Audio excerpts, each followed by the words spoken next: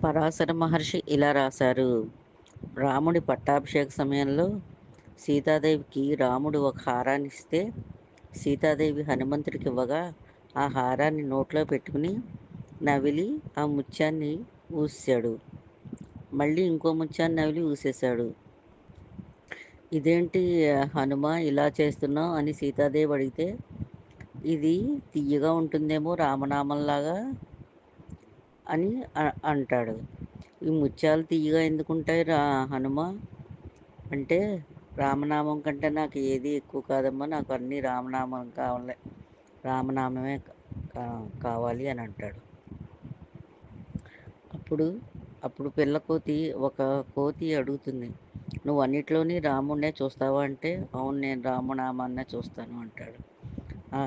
అంటే అయితే నీలో ఉందా అంటే, అప్పుడు గుండెలు చీల్చి చూపిస్తాడు. అప్పుడు రాముడు సీత ఆంజనేయ స్వామి వక్షస్థలంలో దర్శనమిస్తారు.